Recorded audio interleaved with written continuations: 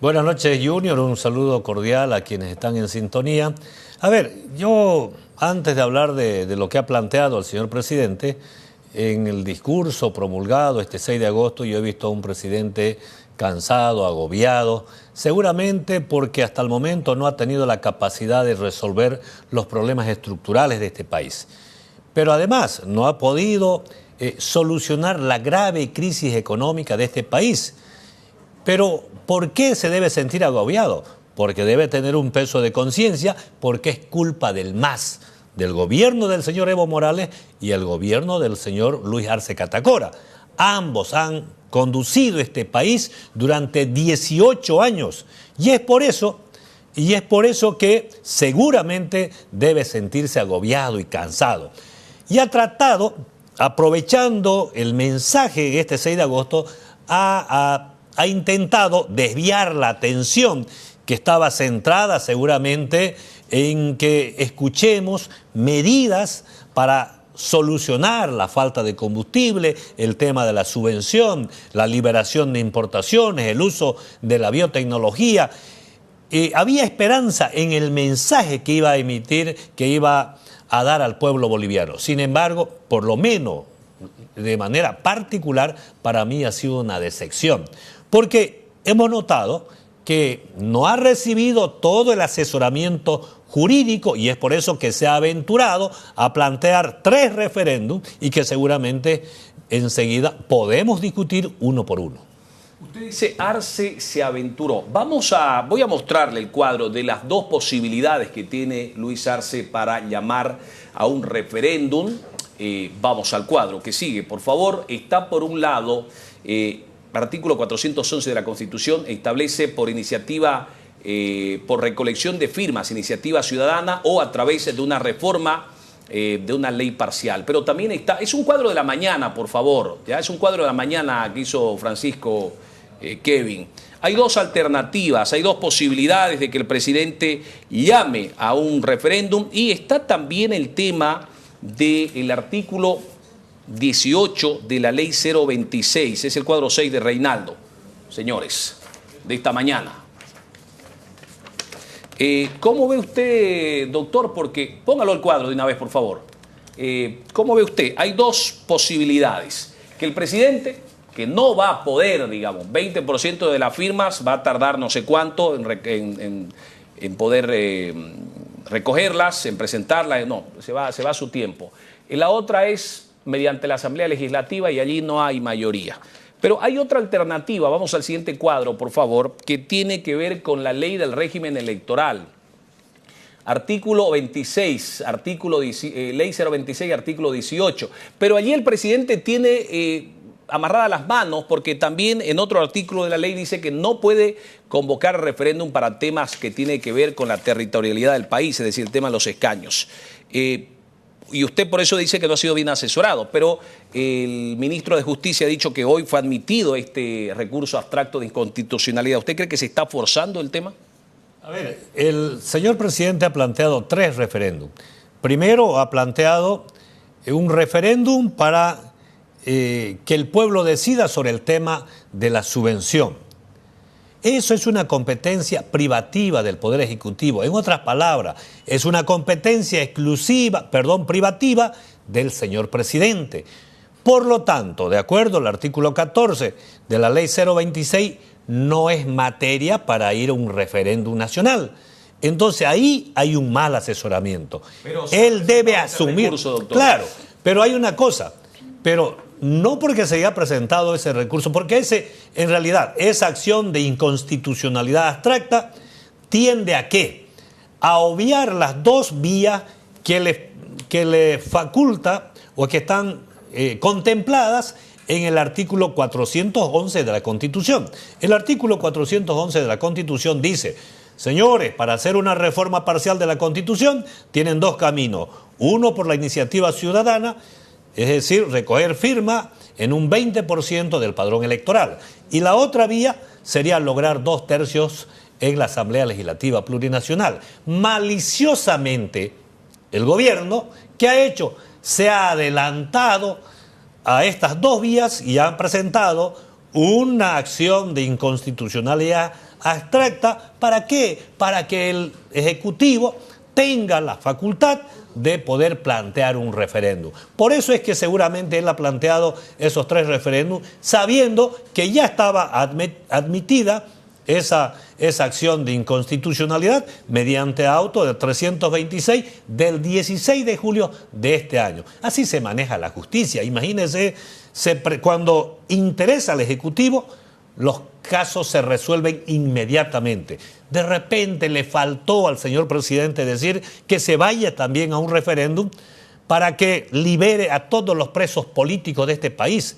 Debería plantearse un referéndum para parar la persecución política en este país. Claro, no lo va a hacer porque quiere seguir ostentando el poder supremo que a través de la cooptación que han hecho del órgano judicial, obviamente sigue gobernando a placer, porque obviamente él sabe que la Asamblea Legislativa Plurinacional no le va a permitir seguramente y no van a poder lograr los 2/3 para hacer esa modificación parcial. Es decir, doctor Pero, Cuellar, sí, siga. Una aclaración más. Así sea constitucional el referéndum, el tema de la subvención no puede ir al referéndum. ¿Por qué, doctor? ¿Por qué? Porque es una competencia privativa del presidente. Por eso hemos elegido a un presidente, para que administre este país. Por lo tanto, no puede la subvención ir... casi lo tumbaron, ¿no? Claro, pero tiene que asumir su responsabilidad. Tiene que asumir su responsabilidad. Así sea constitucional el referéndum, este tema no es materia para ir a un referéndum. Doctor, ¿usted cree que se va a forzar? Porque usted ya decía, muy difícil que el legislativo le apruebe una ley a don Luis Arce. Don Luis Arce está amarrado. Cualquier iniciativa no va a pasar en el Poder Legislativo. Me recuerda lo que pasó con Carlos Mesa. Carlos Mesa al final tiró la toalla, se fue, no quiso saber más de ser presidente. ¿Usted cree que se está forzando con este recurso abstracto de inconstitucionalidad el que a través de la ley 026 y artículo 18, iniciativa presidencial, se pueda llamar este referéndum? Esa es parte de la viveza criolla que tenemos los bolivianos. Pero, ¿cuál es el mensaje que está dando el señor presidente a todos los bolivianos? No estamos obligados a cumplir la ley y la Constitución. Y cualquier gobernante con artimañas puede cooptar al Poder Judicial y sacar fallos a su medida. El Tribunal Constitucional sabe que hay temas que no pueden ir a referéndum y obviamente sabemos quién ha firmado ese auto que ha salido el 16 de julio de este año. Pero las otras 2 preguntas también, el tema de la distribución de escaños.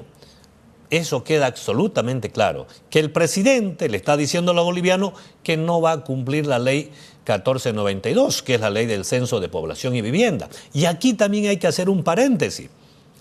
Así salga otra ley, no va a ser con carácter retroactivo.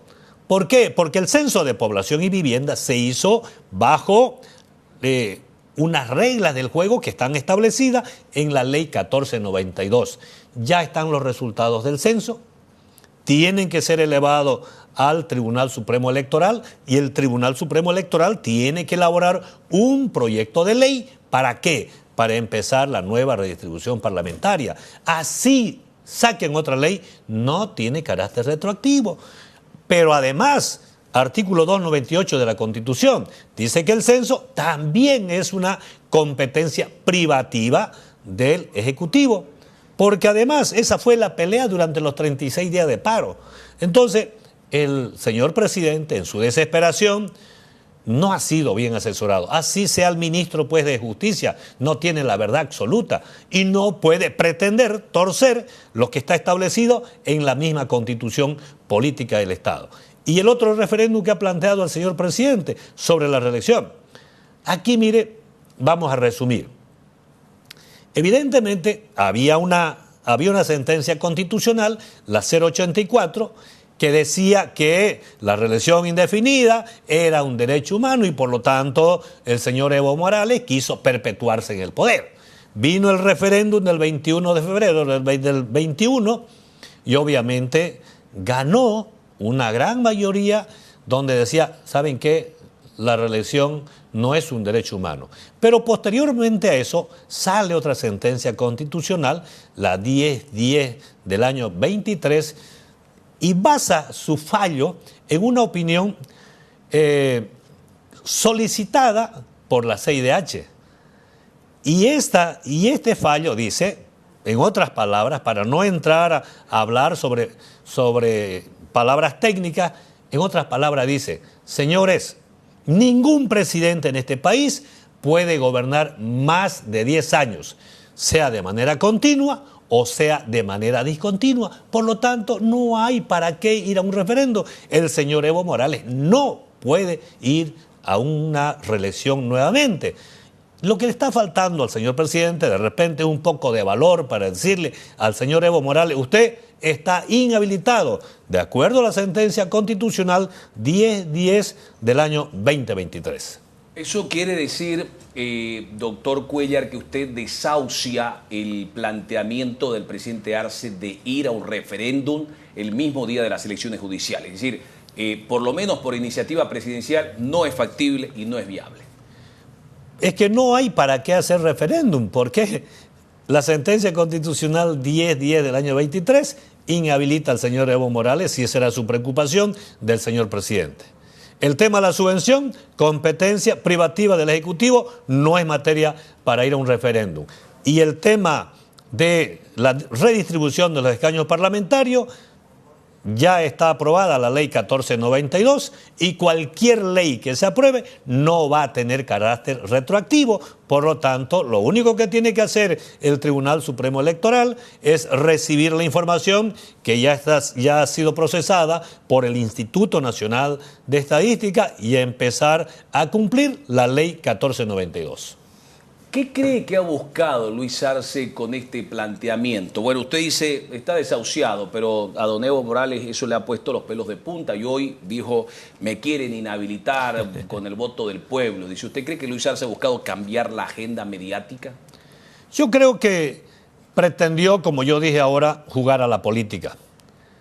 Don Luis Arce Catacora pretendió y ha logrado en gran medida desviar la atención del pueblo boliviano. Todos los medios de comunicación, todos los actores políticos, actores de las diferentes representaciones han empezado a hablar de estos temas que puso el señor Luis Arce Catacora ahí en el tapete de la discusión, el tema de los referéndums. Y se están olvidando de que en este país todavía no hay combustible. Vamos por los surtidores, enormes colas todavía y no hay diésel. Nos estamos olvidando de la falta de dólares. Es decir, nos estamos olvidando de los problemas estructurales de este país, de los graves problemas económicos que hay en este país. Y algo más, ¿saben qué? La economía de un país no se resuelve con discurso. La economía de un país no se va a resolver con referéndum. La economía de un país se resuelve después con mayor productividad. Se resuelve atrayendo inversiones y para ello hay que generar las condiciones apropiadas, es decir, brindar seguridad jurídica. El gobierno, lamentablemente, durante todo este tiempo, no ha encontrado el camino, la vía para resolver en gran medida los grandes problemas económicos que tenemos. ¿Y eso por qué? Porque los agentes económicos perdieron confianza en este gobierno. Han firmado un acuerdo con los empresarios de 10 puntos. Hasta el momento, si se les pregunta a los empresarios qué se ha avanzado en el cumplimiento de esos compromisos asumidos por el gobierno, cero. No han cumplido absolutamente nada. Yo decía en ese momento y critiqué también a los empresarios que le tiraron un salvavidas al gobierno, porque una reunión, un acuerdo entre el gobierno y los empresarios genera de alguna manera una corriente de confianza. Empiezan a recuperar un poco la confianza los agentes económicos. Eso es darle una salvavidas. Lo que los empresarios deberían pedirle al gobierno es liberación total de las exportaciones, pero además hay que cambiar el modelo si nosotros queremos encontrar y tener resultados diferentes. Con este modelo económico, social, comunitario, productivo, no vamos a encontrarle una solución. Y algo más que debo decirlo con absoluta certeza, con el gobierno del MAS no vamos a solucionar los problemas estructurales y los problemas económicos de este país. Lamentablemente, el MAS no tiene nada más que ofrecerle a los bolivianos. Van a cerrar un ciclo y vamos a tener como herencia un país altamente endeudado. Como nunca en la historia de este país, este gobierno ha endeudado a todos los bolivianos, porque ahora todos le debemos a los organismos internacionales.